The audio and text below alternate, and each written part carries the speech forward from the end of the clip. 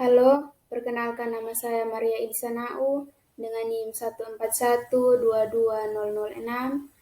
dari program studi Pendidikan Biologi Fakultas Keguruan dan Ilmu Pendidikan Universitas Katolik Widya Mandira Kupang. Di sini saya akan menjelaskan bagaimana mekanisme penyerbukan. Sebelum saya menjelaskan lebih lanjut, di sini kita perlu mengetahui apa itu mekanisme penyerbukan. Mekanisme penyerbukan ada dua kata, yaitu mekanisme dan juga penyerbukan. Mekanisme adalah sebuah proses pelaksanaan suatu kegiatan yang dilaksanakan oleh seseorang dengan menggunakan aturan serta adanya alur komunikasi dan pembagian tugas sesuai dengan profesionalitas. Sedangkan penyerbukan adalah peristiwa jatuhnya serbuk sari di atas kepala putih. Jadi, mekanisme penyerbukan adalah proses peristiwa jatuhnya serbuk sari di atas kepala putih. Berdasarkan faktor pengaruh jatuhnya serbuk sari di atas kepala putih dibagi menjadi 4 bagian, yaitu yang pertama, penyerbukan dengan bantuan hewan atau zodiogami, yang kedua, penyerbukan dengan bantuan air atau hidrogami, yang ketiga, penyerbukan dengan bantuan angin atau anemogami, dan yang keempat, penyerbukan dengan bantuan manusia atau antropogami. Yang pertama, penyerbukan dengan bantuan hewan. Contohnya, penyerbukan yang terjadi pada bunga mawar, bunga melati, dan durian. Hewan yang membantu penyerbukan adalah serangga seperti siput, burung, dan kelelawar.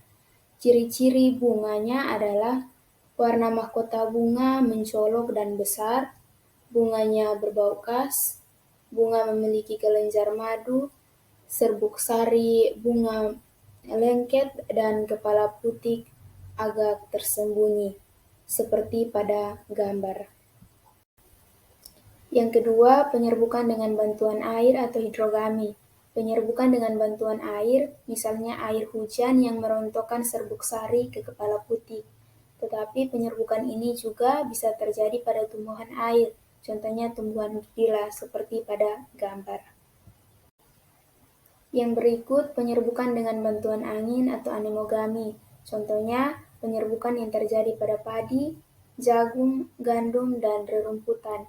Ciri-cirinya, mahkota bunga berukuran kecil dan tidak berwarna, serbuk sari kering, ringan dan banyak, tidak berbau dan tidak berkelenjar madu, dan kepala putih terzulur keluar. Dan yang terakhir adalah penyerbukan dengan bantuan manusia atau antropogami.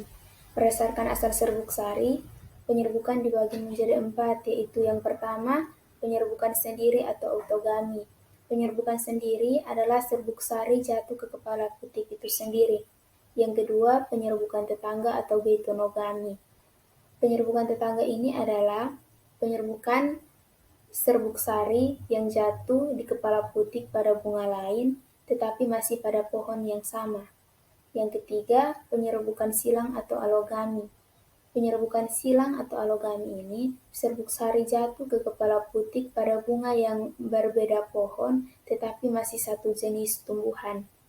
Dan yang keempat adalah penyerbukan bastar, yaitu penyerbukan bastar ini adalah serbuk sari jatuh ke kepala putih pada bunga lain yang berbeda jenis tanamannya dan hanya dapat dilakukan pada tumbuhan yang masih dekat hubungan kekerabatannya. Misalnya, serbuk sari cabai jatuh pada putih tomat atau sebaliknya. Gambar ini merupakan contoh penyerbukan dengan bantuan manusia, yaitu penyerbukan sendiri, penyerbukan tetangga, penyerbukan silang, dan penyerbukan bastar. Berikut adalah penyerbukan berdasarkan asal serbuk sari. Penyerbukan berdasarkan asal serbuk sari dibagi menjadi 4, yaitu autogami, geitonogami, alogami, dan bastar. Yang pertama, autogami atau penyerbukan sendiri. Autogami dapat terjadi bila serbuk sari berasal dari bunga yang sama. Autogami sering terjadi pada saat bunga belum mekar, disebut kleistogami. Yang kedua, geitonogami atau penyerbukan tetangga, yaitu penyerbukan di mana serbuk sari berasal dari bunga yang berlainan tetapi masih dalam satu individu. Yang ketiga, alogami atau penyerbukan silang, yaitu di mana serbuk sari berasal dari bunga individu lain tetapi masih dalam satu spesies atau jenis. Dan yang terakhir, pastar, yaitu penyerbukan serbuk sari dan putik berasal dari spesies lain. Terjadinya penyerbukan belum tentu akan terjadinya pembuahan, karena bulu serbuk sari yang berasal dari serbuk sari dalam perkembangan selanjutnya belum tentu dapat mencapai sel telur yang letaknya di dalam bakal buah jauh dari kepala putik. Pada beberapa jenis tumbuhan penyerbukannya tidak mungkin terjadi secara autogami atau penyerbukan mandiri. Hal ini diakibatkan oleh yang pertama, bises atau berumah dua, yang artinya alat kelamin jantan dan alat kelamin betina terdapat pada individu yang berbeda, misalnya pada melinjo dan salak. Yang kedua, dikogami, yang artinya bila kepala putik dan serbuk sari suatu bunga masaknya tidak bersamaan. Dikogami dapat dibedakan atas dua, yaitu yang pertama, protandri, yaitu bila serbuk sari suatu bunga masak lebih dulu daripada putiknya. Contohnya bunga jagung, seledri, dan bawang bombay. Yang kedua, protogini, yaitu bila putik suatu bunga masak lebih dulu dari serbuk sarinya. Contohnya bunga kubis, bunga coklat, dan alpukat. Yang ketiga ada herpogami, yaitu bentuk bunga yang sedemikian rupa sehingga serbuk sari dari bunga tersebut tidak dapat jatuh pada kepala putiknya, kecuali dengan bantuan manusia, contohnya anggrek dan vanili.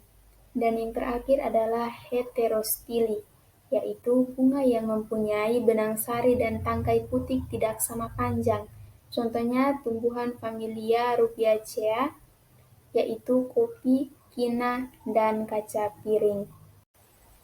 Demikian penjelasan saya tentang mekanisme penyerbukan. Sekian dan terima kasih.